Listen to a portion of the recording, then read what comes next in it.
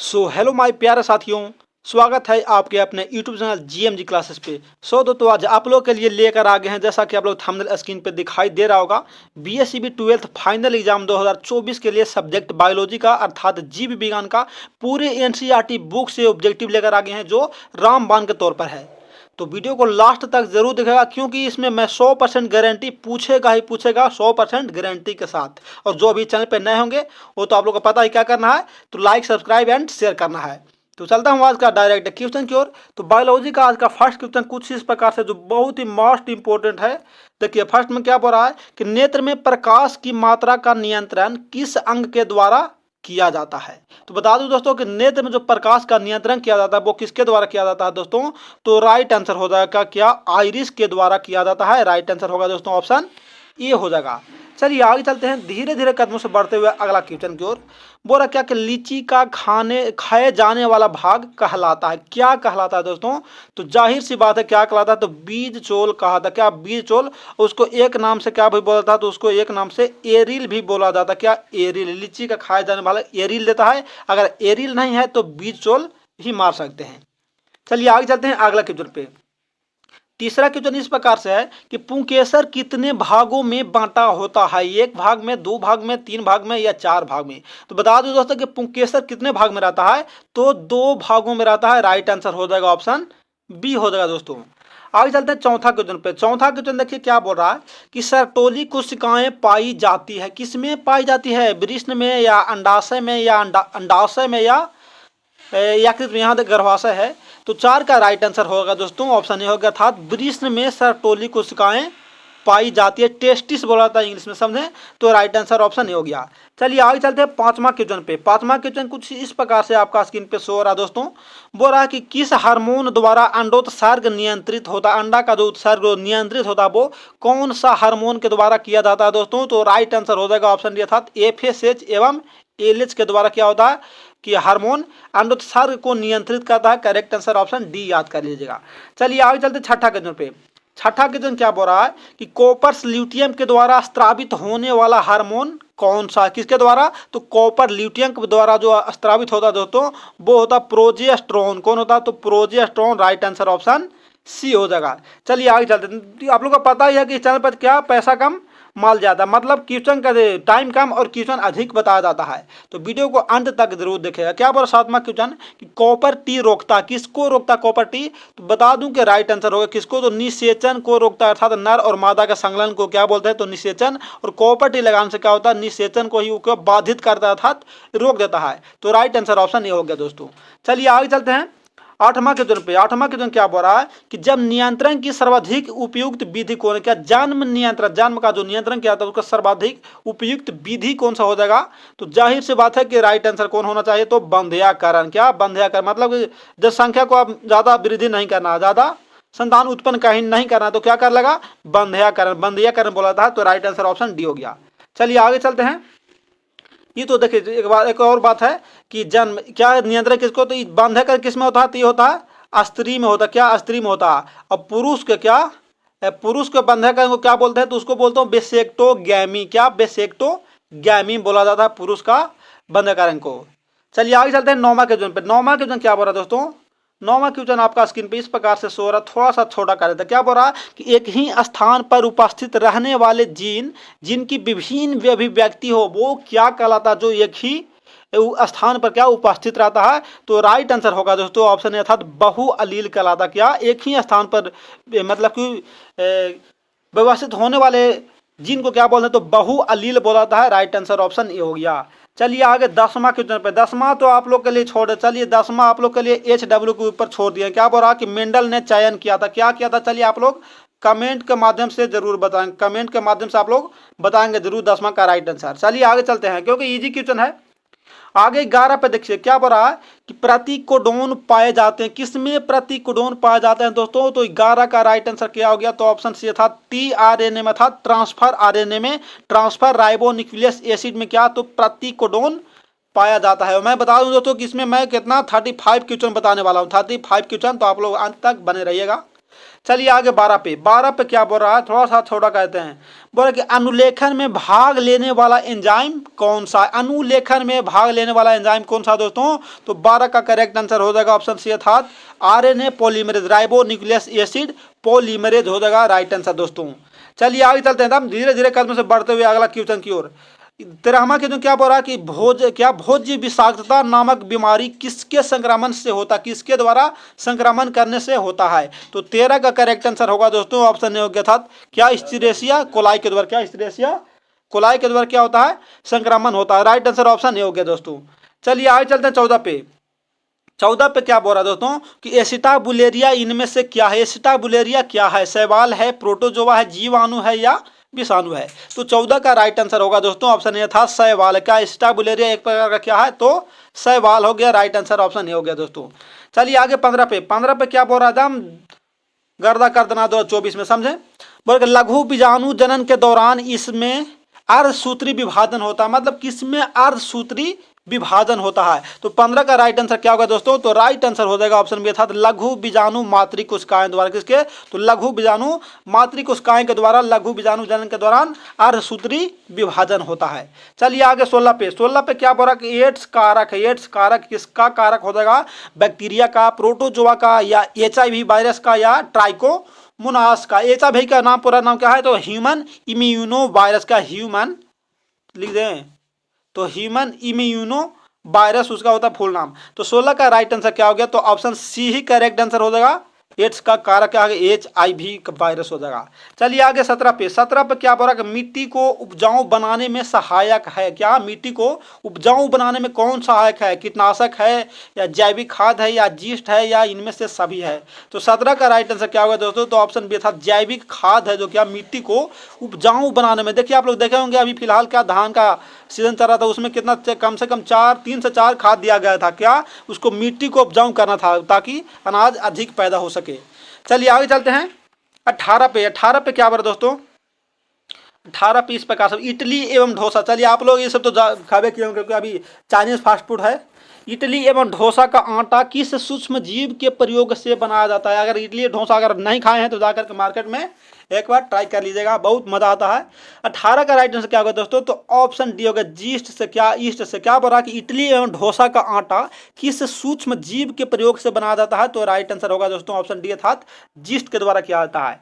आगे चलते हैं 19वां पे। 19वां क्या बोल रहा कि एंटीबायोटिक शब्द सर्वप्रथम प्रयोग किया था? कौन सा वैज्ञानिक थे जो एंटीबायोटिक शब्द का प्रयोग किए थे सबसे पहले सर्वप्रथम? फ्लेमिंग ने या पास्चर ने, लुई पास्चर या बॉक्समैन ने या लिस्टर ने? तो 19 का राइट आंसर क्या होगा दोस्तों? तो ऑप्शन सी यथार्थ होगा क्या, बॉक्समैन ने सबसे पहले एंटीबायोटिक शब्द का सर्वप्रथम प्रयोग किया था। राइट आंसर ऑप्शन सी हो गया। एकदम गर्दा कर देना हम लोग का। चलिए आगे 20 में। तू हंस, तू मुस्कुरा, तू रोना कम कर दे और तू जिंदा है पढ़ाई के नाक में दम कर दे। समझे? एकदम पढ़ाई के नाक में दम कर देना है तो ताकि जो एग्जामिनर है वो टॉप 10 लिस्ट में नाम दे दे दम। समझे? 20 में क्या बना? पुनर्योगज DNA प्रौद्योगिकी द्वारा निर्मित प्रथम मानव हार्मोन इनमें से कौन सा है दोस्तों? एस्ट्रोजिन है, थायरोक्सिन है, प्रोजेस्टेरोन है या इंसुलिन है? तो 20 का राइट आंसर क्या होगा दोस्तों? ऑप्शन डी अर्थात इंसुलिन हो जाएगा। क्या? इंसुलिन राइट आंसर हो जाएगा। चलिए आगे 31 पे नहीं बल्कि 21 अर्थात 21 पे।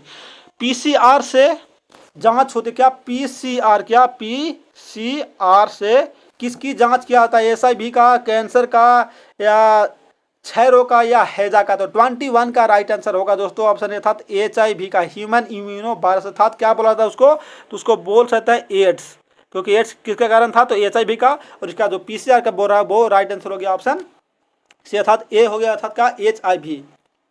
चलिए आगे 22 पे बोल रहा क्या दोस्तों? TI प्लाज्मिड पाया जाता है। चलिए और छोटा कहते हैं TI प्लाज्मिड पाया जाता है किसमें? मतलब कि TI प्लाज्मिड पाया जाता है। तो 22 का राइट आंसर क्या होगा दोस्तों? तो ऑप्शन ए राइट होगा, एग्रोबैक्टीरियम ट्यूमिनिफिशियंस में TI प्लाज्मिड पाया जाता है। चलिए आगे चलते हैं 23 पे। कोई भी दिक्कत होगा तो तुरंत कमेंट करिए कि सर मेरा ये प्रॉब्लम हो रहा है, दिक्कत हो रहा है।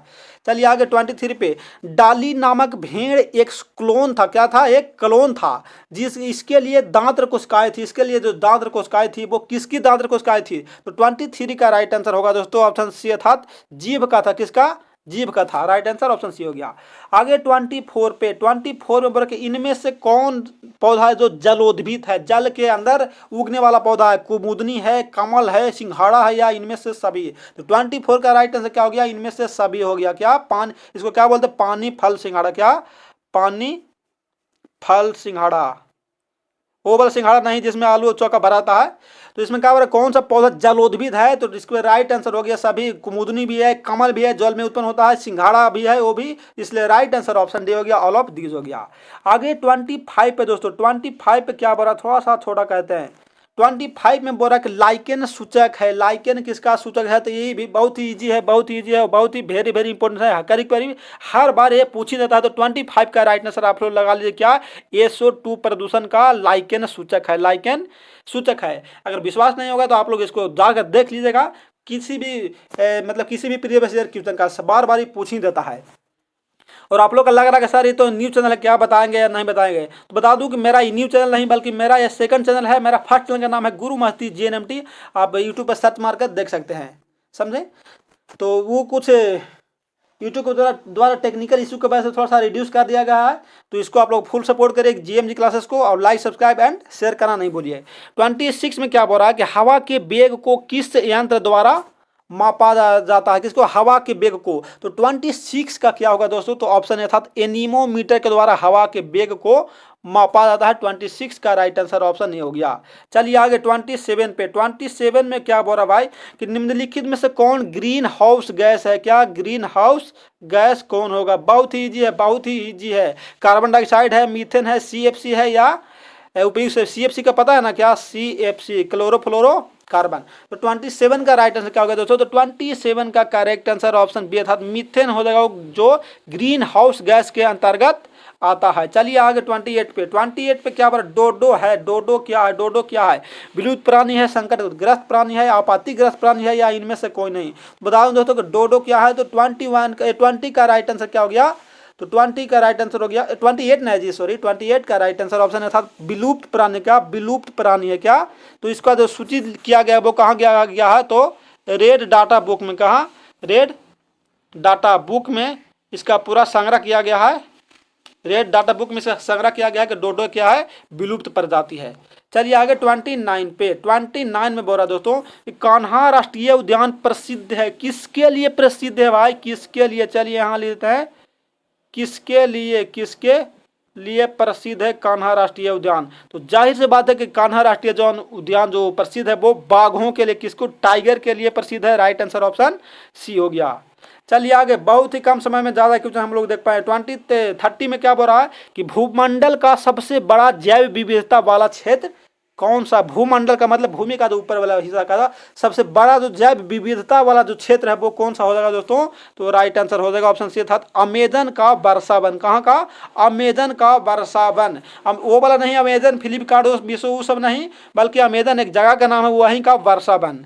चलिए आगे 31 पे, 31 में बोल रहा है कि भारत में क्या, भारत में हॉट स्पॉट पाए जाते हैं। कौन सा क्षेत्र में हॉट स्पॉट पाए जाएंगे, तो कौन सा क्षेत्र पाए जाते हैं, राइट आंसर हो जाएगा ऑप्शन सी अर्थात पूर्वी हिमालय तथा पश्चिमी घाटों में क्या, भारत में हॉट स्पॉट। और भारत में हॉट स्पॉट की संख्या कितना दोस्तों, तो 34 है, 34 है हॉट स्पॉट की संख्या। चलिए आगे 32 पे, 32 पे क्या बोल रहा है दोस्तों कि कौन सा रक्त समूह सार्वभौमिक रक्तदाता। रक्तदाता मतलब दाता मतलब क्या, देने वाला, सभी को देने वाला कौन सा, दानी। चलिए लीजिए, तो क्या ना बोलता, दानी बनवे बाका दानी तू, मतलब सभी को देने वाला दानी कौन है दोस्तों, तो 32 का राइट आंसर क्या हो गया, तो ऑप्शन डी अर्थात ओ क्या है, सभी को दे सकता। क्या ओ, सभी को, चलिए पूरा लीजिए, तो क्या ओ, राइट आंसर ऑप्शन डी। चलिए आगे 33 पे, 33 में क्या बोला दोस्तों, 33 में बोला मनुष्य अर्थात पुरुष में गुणसूत्र की संख्या, यहाँ मनुष्य दे दिया लेकिन स्त्री नहीं बल्कि पुरुष में पूछ रहा है दोस्तों कि पुरुष में गुणसूत्र की संख्या कितना होगा। तो जाहिर सी बात है कितना होता है, तो 44 प्लस के XY। किसने, XY किस में पाया जाता है, पुरुष में। और जो महिला में पाया जाता है वो कितना, यहाँ 44 प्लस X किस में पाया जाता है, तो ये पाया जाता है महिला में, महिला में, समझे। तो राइट आंसर इसका क्या हुआ, 33 का पुरुष में पूछ रहा था, तो 44 plus XY, right answer option B हो गया। चलिए आगे 34 पे, 34 पे क्या हो रहा है कि बिडाल परीक्षण किसकी पुष्टि के लिए किया जाता है। ये भी बहुत ईजी है, बहुत ईजी है और वेरी वेरी इंपॉर्टेंट है, क्योंकि बार बार ये पूछता है।